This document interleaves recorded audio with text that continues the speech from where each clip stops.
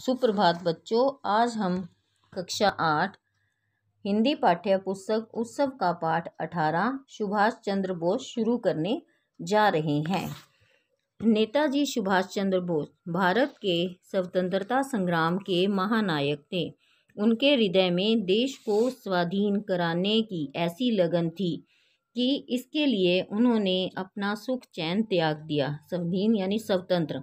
वे किसी भी कीमत पर देश को स्वतंत्र देखना चाहते थे, इसलिए हिंसा के मार्ग पर चलने में भी उनके कदम नहीं डगमगाए।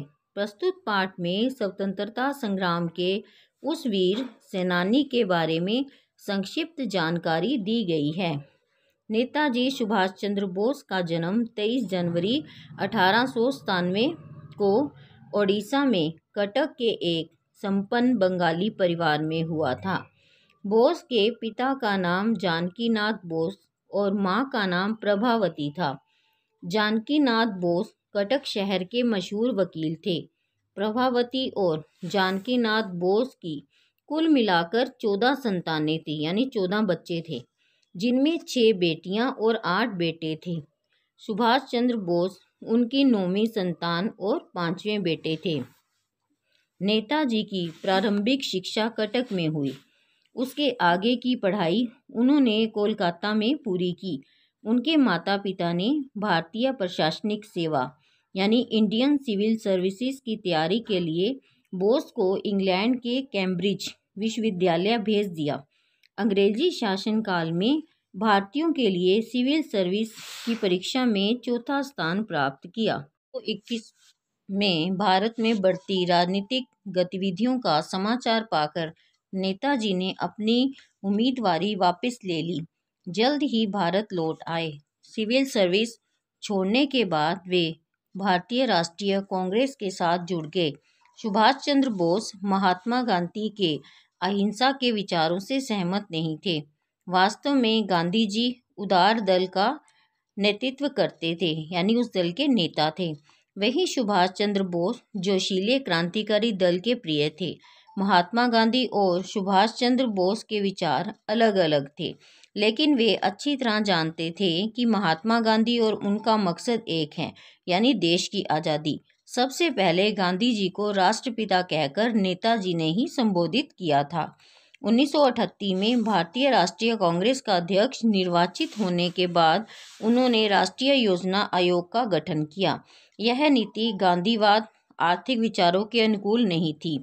1939 में बोस एक बार फिर गांधीवादी प्रतिद्वंदी को हराकर विजय हुए। गांधी जी ने इसे अपनी हार के रूप में लिया। उनके अध्यक्ष चुने जाने पर गांधी जी ने कहा कि बोस की जीत मेरी हार है, और ऐसा लगने लगा कि वह कांग्रेस वर्किंग कमेटी से त्यागपत्र दे देंगे। इस स्थिति में सुभाष चंद्र बोस ने त्यागपत्र देने की आवश्यकता महसूस की और स्वयं कांग्रेस छोड़ दी। इसी बीच दूसरा विश्व युद्ध छिड़ गया। बोस का मानना था कि अंग्रेजों के दुश्मनों से मिलकर आज़ादी हासिल की जा सकती है। उनके विचारों को देखते हुए ब्रिटिश सरकार ने कोलकाता में उन्हें नज़रबंद कर लिया, लेकिन वे अपने भतीजे शिशिर कुमार बोस की सहायता से वहां से भाग निकले और वे अफगानिस्तान और सोवियत संघ होते हुए जर्मनी जा पहुंचे। राजनीति में आने से पहले नेताजी ने दुनिया का भ्रमण यानी दुनिया की सैर की। वे 1933 से 1936 तक यूरोप में रहे।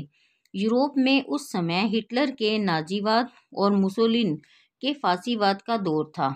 नाजीवाद और फांसीवाद का निशाना इंग्लैंड था, जिसने पहले विश्व युद्ध के बाद जर्मनी पर एक तरफा समझौते थोपे थे। वे उसका बदला इंग्लैंड से लेना चाहते थे। भारत पर भी अंग्रेजों का कब्जा था, पर इंग्लैंड के खिलाफ लड़ाई में नेताजी को हिटलर और मुसोलिनी में भविष्य का मित्र दिखाई पड़ रहा था। दुश्मन का दुश्मन दोस्त होता है। उनका मानना है कि स्वतंत्रता हासिल करने के लिए राजनीतिक गतिविधियों के साथ साथ कूटनीतिक और सैन्य सहयोग की जरूरत पड़ती है, यानी सैनिक शक्ति की। सुभाष चंद्र बोस ने 1937 में अपनी सेक्रेटरी ऑस्ट्रियन युवती एमिली से शादी की।